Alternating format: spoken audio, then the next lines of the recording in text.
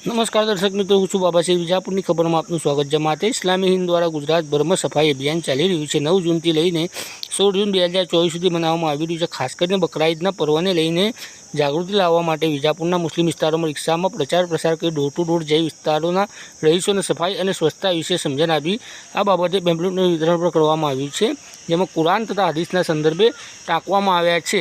ખાસ કરીને નગરપાલિકા દ્વારા જ્યારે પાણી છોડવામાં આવે છે ત્યારે ગર્ભપ્રાસનું પાણી રસ્તા ઉપર ગટર ઉભરાવાથી ઢોળાય છે, તેના માટે જરૂરી વાલ લગાવવામાં આવ્યા છે। લોકોને જાગૃતિ લાવવા માટે પાકી સાબી આદા ઈમાનના બેનર હેઠળ સફાઈ તથા પાણી બચાવોની મહત્વતા ઇસ્લામના સિદ્ધાંતો થકી તથા પૈગંબર સાહેબના દ્રષ્ટાંતોના માધ્યમથી સમજાવી અને પાણી અને સ્વચ્છતા બાબતની સમજણ આપવામાં આવી હતી। આ પ્રસંગે મોહમ્મદ ઉમરભાઈ વોરા, મોહમ્મદ યુસુફભાઈ વોરા, અશફાક અલી સૈયદ, બચુભાઈ સૈયદ, મનસુર ખાન પઠાણ વગેરે સ્થાનિક જાગૃતિ પર જોડાયા।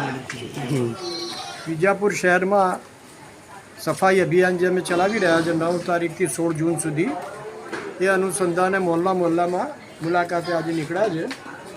અહીંયા ખાસ કરીને જે પ્રશ્ન એ છે કે પાણીના કનેક્શન ખુલ્લા હોય છે, એનાથી જ્યારે મ્યુનિસિપાલિટીનું નગરપાલિકાનું પાણી આવે છે તો ઘણું પાણી વહી જાય છે અને ગટર ઉભરાય છે અને ખૂબ જ ગંદકી થાય છે।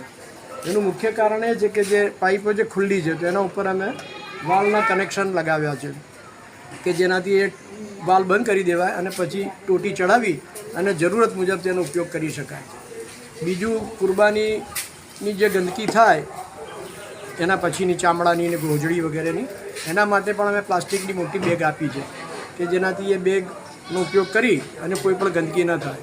મ્યુનિસિપાલિટીની જે ગાડી આવે કચરો વીણવાની, એના અંદર જ આનો નિકાલ થાય એ રીતની બધાને સમજણ આપી છે અને આ તહેવાર નિમિત્તે જરા વધારે આગ્રહથી એમને સમજાવ્યા છે અને ઝુંબેશ ચલાવી છે કે જેનાથી કોઈ ગંદકી ન થાય। આનાથી એટલું જ નહીં કે આપણા મુસલમાનોની જે છબી દેશબાંધવોમાં ખરાબ થઈ છે તે સુધરશે, પરંતુ આખિરતમાં પણ એનો અજર જરૂર મળશે। સફાઈ અડધું ઈમાન છે એવું દરેક મુસલમાન માને છે, પણ અમલમાં આપણે કાચા પડીએ છીએ। આ ઝુંબેશનો હેતુ એ જ છે કે આ ઈમાન જાગૃત થાય આપણું અને સાચા સંદર્ભથી સફાઈનું પાલન આપણે બધા કરીએ। જઝાકલ્લાહ।